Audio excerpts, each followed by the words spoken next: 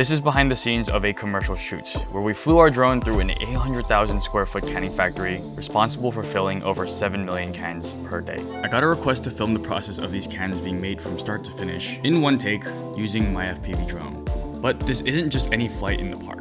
To make this work, we'll need to fly through very expensive, intricate machines that are moving with the speed and force to fill 2,000 cans per minute. If we're not careful, we could easily break them, squish the drone, or even a human limb. Needless to say, this is one of my most dangerous flights yet. And in this video, I'm gonna take you along how we prepare and navigate for a shoot like this, so you can learn something from my experience and my mistakes. Okay, we're on the line, but at least it's off. The way we started is I was able to drive over and go for an initial scout. When I first got into the factory, it was huge, dude. It was hard to comprehend how big it was. There was so much happening, and there were so many layers that I knew that even with this first scout, I was gonna need more time to understand what was going on and how to make a coherent path.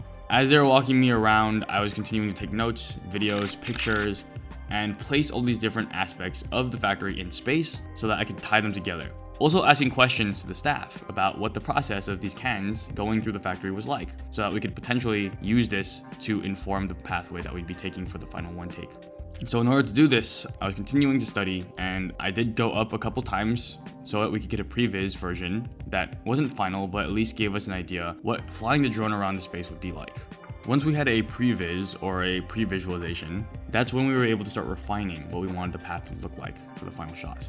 After going through some notes, we had a better idea of what we wanted to do. I think the other particular thing that was important for this shoot was understanding what dimensions of gaps and holes I was flying through. I think the beauty of FPV in this particular situation of flying is not to always just get an aerial view, but to get really up close and personal and really through these perspectives that you just wouldn't be able to see with any other camera. Flying through the trenches, flying through the little bars and frames, and even the machines that you would just not be able to with a handheld camera. This is always what I'm thinking about when I'm flying with FPV. How can we push the frame to look like something that you wouldn't be able to get with any other camera? And in order to do it for this shoot, we'd have to be flying through some really small gaps. For instance, the filler. From what the team had shared with me, the filler is one of the most intricate, impressive, but also dangerous machines that we want to fly through. It's cased off behind glass doors so that nobody can touch it, because this thing is spinning so fast and is the thing responsible for filling 33 cans per second. For the small gaps we needed to hit with the speed requested, we needed the right tool for the job. I decided to go with the Itzy Evo by Spider.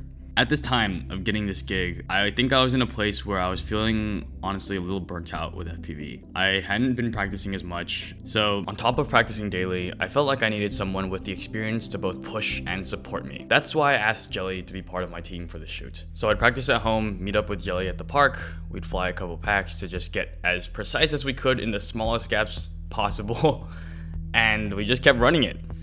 Another reason I wanted Jelly on my team was in the events that I just could not get the shot on site, I wanted to bring somebody on who I believed had the skill set to be able to execute what I envisioned. Despite that, we were still going to try our best, which is why we were showing up to the park, continuing to practice, continuing to study our previs, and really visualize what we wanted to get. And so that when the day came, we were as ready as we possibly could be. I do think that this will be probably the most complicated drone shoot I've done ever. When shoot day came, we met up early in the morning to get ready. Showing up at the factory again, it was a mix of feeling like we'd done a good amount of preparation with still this uncertain feeling. Sure, I'd flown and scouted inside the factory before, but this was the first time we'd be going for it full out with all the intricacies and in one take. After going back and forward, here was the final course that we'd set for this one take. Number 1, the depalletizer. A big tall robot machine that takes the large cartons of empty cans and puts them onto the canning line. Number 2, the filler. Big giant machine we spoke about that spins very, very fast, filling 33 cans per second, but you definitely do not want to crash into. Number 3, the cartoner. Another very intricate machine that has about 5 inches of clearance within the center that we wanted to fly through to capture some of and hopefully not crash into and destroy. Number 4, robot arms. Arms that move at very different variables of time based off of the speed of the line. So we'd have to line up and try to get the motion while not crashing into one and destroying the entire thing. And then number 5, flying out the exit. The drone we're using, the Itzy Evo, is a great drone for flying through small gaps and in crowds over people weighing only about 100 grams. However, when it comes to strong winds and inclement weather, that's where I wouldn't quite put this drone as the one for the test. So the fact that this final moment of the shot was outdoors in very strong winds made it a little bit concerning how the final image would turn out. But alas, the beauty and struggle of a one-take shot is having one camera, one drone, one operator brave the entire pathway regardless of the circumstance. So at this point, we were working with what we got. Also, we were filming during a live workday with operations running, so we needed to coordinate with staff on how they could keep working the factory normally while setting the stage for our shot. When our window of opportunity came, we had realistically 1 hour to get the perfect take. At the start, we were able to get usable moments, but no perfect lines. My emotions were a seesaw between feeling locked in and shaking with doubt. When you're flying, one of the biggest nightmares is crashing.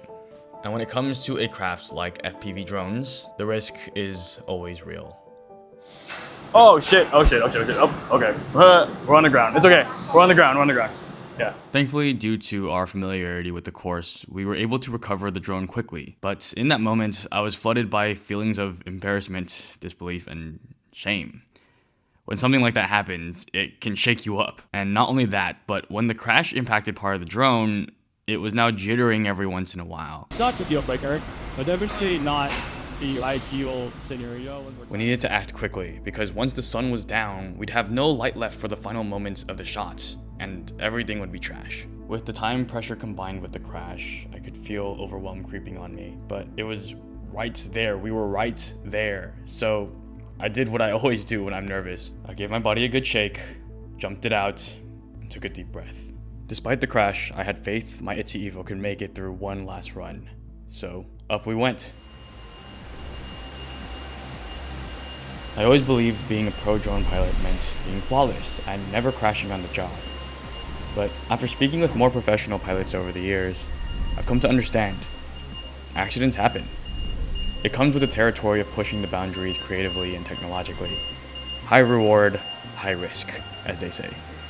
And it's through this that I learned being a pro isn't just about preventing negative outcomes entirely.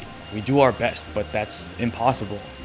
It's also about knowing how to respond when situations go south, and using that experience to sharpen ourselves even more. I honestly can't walk through exactly what I was thinking step by step during the shot, because a lot of it was flow state, just focusing entirely on nothing but making sure that we hit every point in the path that we want to, and looking ahead while still being present. Either way, this had to be my favorite run of the day. Watching it back, there's always little things I feel I could do better, but that's always just part of the journey of growing as an artist.